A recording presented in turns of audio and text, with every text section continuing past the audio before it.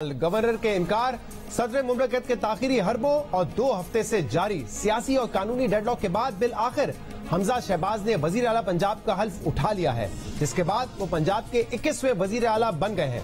साबिक वजीर आला उस्मान बुज़दार के 28 मार्च को इस्तीफे के बाद पंजाब 1 माह से हुकूमत के बगैर चल रहा था और इंतजामी मामला तातुल का शिकार थे।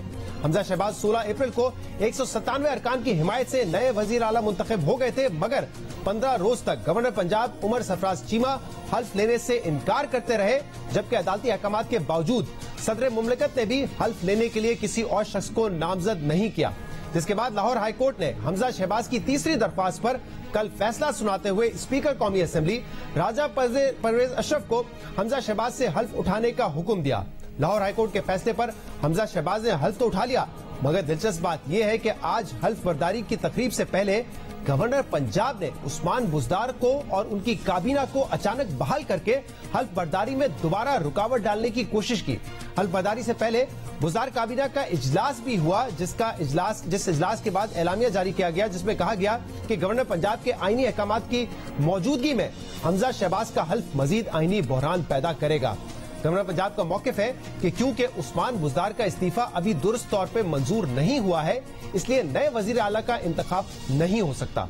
मगर अहम बात यह है कि उस्मान बुज़दार का इस्तीफा मंजूर होने के बाद पाकिस्तान तहरीक-ए-इंसाफ ने परवेज इलाही को वज़ारत आला के लिए नामजद किया था।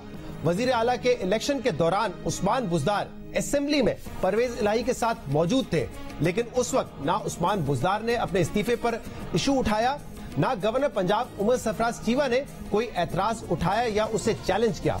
और सवाल ये पैदा होता है कि अगर परवेज इलाही इंतखाबात जीत जाते, हमजा को हरा देते, तो क्या फिर भी गवर्नर उमर सरफराज चीमा यही तकनीकी एतराज उठाते कि उस्मान बुज़दार का इस्तीफा दुरुस्त तौर पर मंजूर नहीं हुआ है?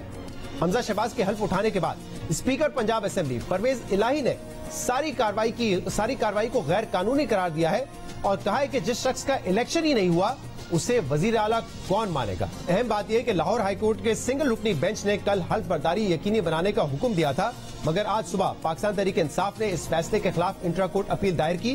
पाकिस्तान तहरीक इंसाफ की ख्वाहिश थी कि यह फैसला हल्फ बर्दारी से पहले सुनाया जाए, मगर इस दौरान हमजा शहबाज ने अपने ओहदे का हल्फ उठा लिया, जिसके बाद अदालत ने पाकिस्तान तहरीक इंसाफ के वकला से कहा कि अब तो हल्फ बर्दारी हो चुकी है, अब क्या किया जा सकता है। जिसके बाद लाहौर हाई कोर्ट के 2 रुकनी बेंच ने लार्जर बेंच की सिफारिश करके मामला चीफ जस्टिस को भिजवा दिया है और अब इस केस की समाअत ईद के बाद होगी। साबिक वफाकी वजीर फवाद चौधरी ने हमजा शहबाज के हल्फ उठाने पर अदलिया को तनकीद का निशाना बनाते हुए कहा है कि एक फरीक के लिए 24 घंटे अदालतें खुली हैं, दूसरे फरीक के लिए 24 घंटे बंद है। इससे माशरे में तकसीम बढ़ेगी।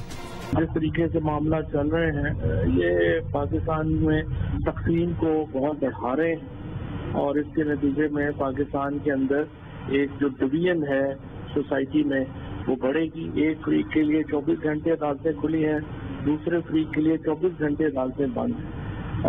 ये जहाँ इंसाफ तकसीम हो जाता है, वहाँ पे फिर सोसाइटी और मुल्क तकसीम हो जाता है।